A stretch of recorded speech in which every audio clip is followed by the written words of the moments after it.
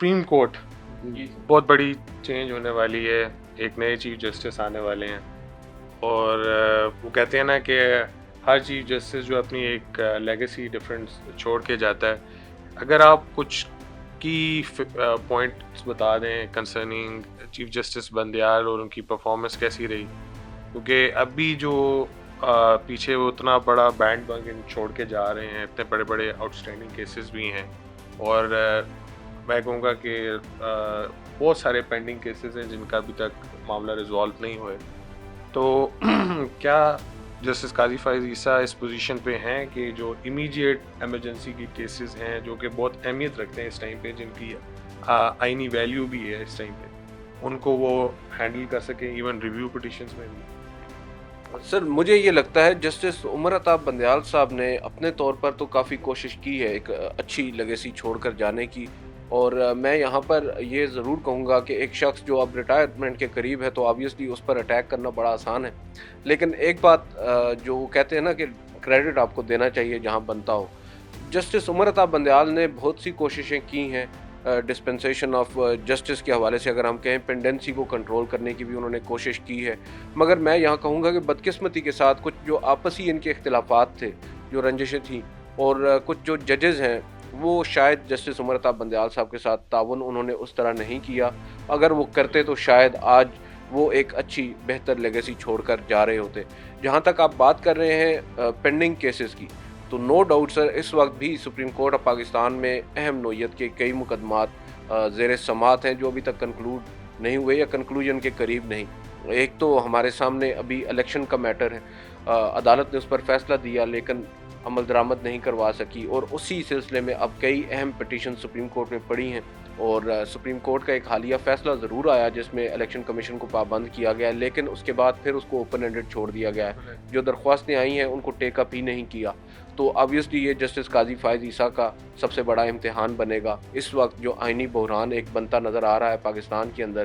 کہ supreme court کا ایک فیصلہ موجود ہے. ایک تو آئین ہے، آئین کے اندر جو کچھ لکھا ہے وہ تو سب کے سامنے ہے، مگر اس کے بعد سپریم کورٹ اس آئین کو انٹرپریٹ کر کے اس کو مزید واضح کر رہی ہے، اور اس کے بعد بھی اگر انتخابات 90 روز میں نہیں ہوتے تو یہ ایک کانسٹیٹیوشنل آپ کہہ سکتے ہیں کہ اس میں مسئلہ بنے گا. اس کے علاوہ فوجی عدالتوں کا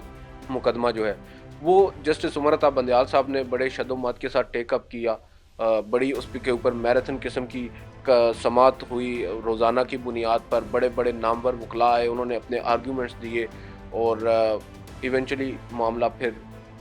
جو ہے وہ اب کہہ سکتے ہیں کہ فائلوں میں دب کر رہ گیا ہے، اور اب تقریباً 1 ماہ سے زائد کا عرصہ گزر چکا ہے. ریٹائرمنٹ تو سر اب ان کی اگلے اس ہفتے کے اینڈ پہ ہے، مگر یہ مقدمہ تقریباً 1-1.5 ماہ قبل ہی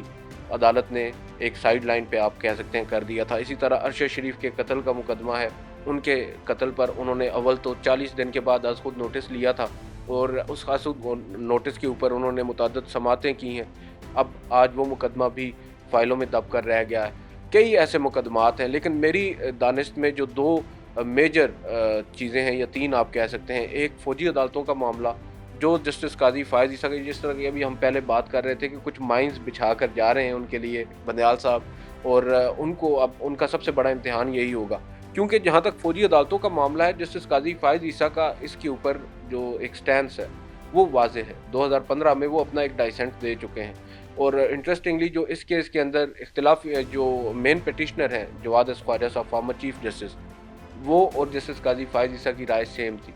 تو اب جسٹس قاضی فائز عیسیٰ جب چیف جسٹس ہوں گے اور یہ مقدمہ ان کے سامنے موجود ہوگا تو یہ ان کے لیے ایک بڑا امتحان ہوگا، اور ہمیں تو معلوم ہے ان کی رائے کیا ہے اس معاملے کے اوپر، مگر کیا وہ خود کو اس بینچ کا حصہ بنائیں گے جس بینچ کے سامنے اس مقدمے کو سماعت کے لیے مقرر کریں گے، یا اوورآل ایک فل کورٹ بھی وہ تشکیل دے سکتے ہیں جس کا مطالبہ وہ بار بار عمر عطا بندیال صاحب سے متعدد مرتبہ کر چکے ہیں. اس کے علاوہ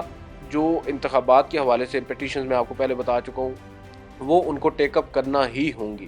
ون وے اور دی ادر. اگر وہ خود نہیں کرتے تو الیکشن کمیشن ہو سکتا ہے سپریم کورٹ سے رجوع کر لے. اور انٹرسٹنگلی جو سب سے امپورٹنٹ چیز جو مجھے نظر آ رہی ہے، اول تو ہمیں یہ بتایا جا رہا ہے کہ ہو سکتا ہے ان کے آتے ہی سب سے پہلے فل کورٹ میٹنگ بلائی جائے ججز کی، جس میں مختلف ججز جو ہیں اپنی آراء دیتے ہیں، اور اس کے بعد سپریم کورٹ کے جو رولز ہیں ان میں تبدیلی کے حوالے سے کچھ فیصلے ہوں. اور اس کے بعد جو سب سے امپورٹنٹ اور پہلا مقدمہ مجھے نظر آ رہا ہے موجودہ صورتحال میں، وہ supreme court practice and procedure act کے خلاف دائر درخواستیں ہیں، جس پر سپریم کورٹ کے 8 رکنی لارجر بینچ نے ایک حکم امتناع دے رکھا ہے اور معطل کر رکھا ہے اس قانون کو.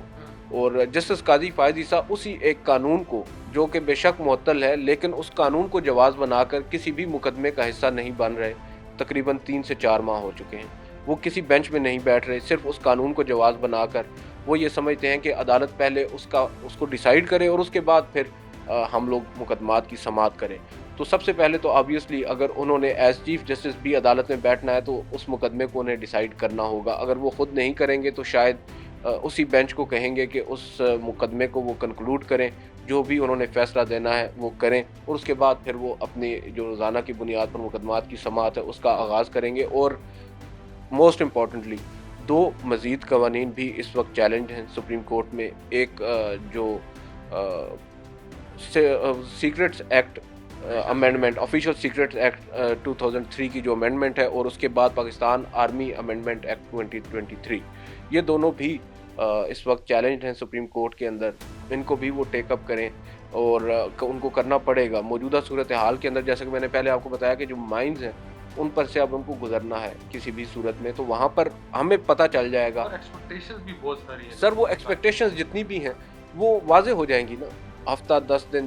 چھوٹا سا ٹائم سپین ہے، اس میں معلوم ہو جائے گا کہ اب آئندہ آنے والا سال جو ہے وہ کس طرح چلے گا. اور سب سے اہم چیز تو یہ ہے، جو لیگیسی کی ہم بات کر رہے ہیں بندیال صاحب کے دور میں، جو ججز کے درمیان رنجشیں، جو اختلافات بڑھے ہیں، اب کچھ پازیٹیو وائبز آنا شروع ہوئی ہیں. حال ہی میں ایک چائے کے اوپر کچھ ججز کے ساتھ میری اپنی پرسنلی ملاقات ہوئی ہے. ان سے جب ہم نے پوچھا تو مجھے پازیٹیوٹی کی وائبز وہاں سے آئی ہیں، اور یونٹی کا ایک دعویٰ کیا جا رہا ہے جو موسٹ ایکسپیکٹڈلی اب ہمیں نظر آئے گی. دیکھتے ہیں اس میں کیا ہوتا ہے. کامران بھائی، لاسٹ کمنٹ، آپ کے خیال میں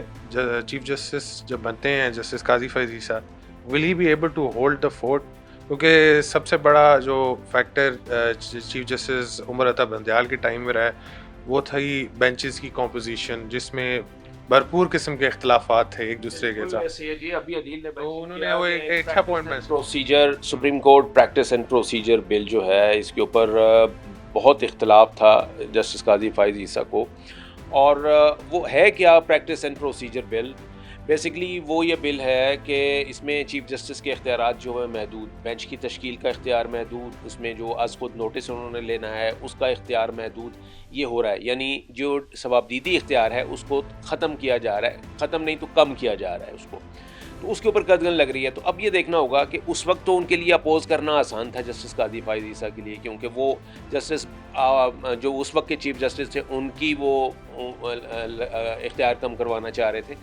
لیکن اب جب وہ یہ خود بطور چیف جسٹس وہ اپنا اختیار کم کر رہے ہوں گے،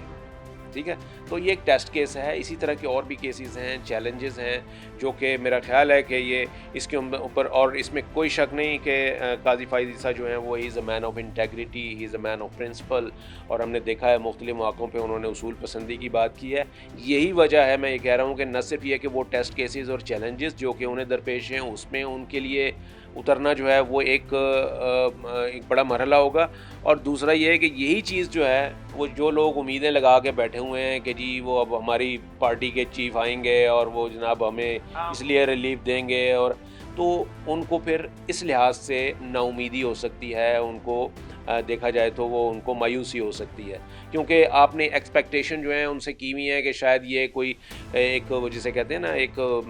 پرو اور اینٹائی والا سلسلہ جو تھا اس میں کیا ہوا تھا کہ جی وہ آپ سمجھ رہے ہیں کہ اپنا بندہ آ رہا ہے تو وہ اپنا بندہ ضرور ہوگا، لیکن وہ he is a man of principle, he is a man of integrity, اور ان کو he will have to prove وہ، اور اینڈ ہی ول.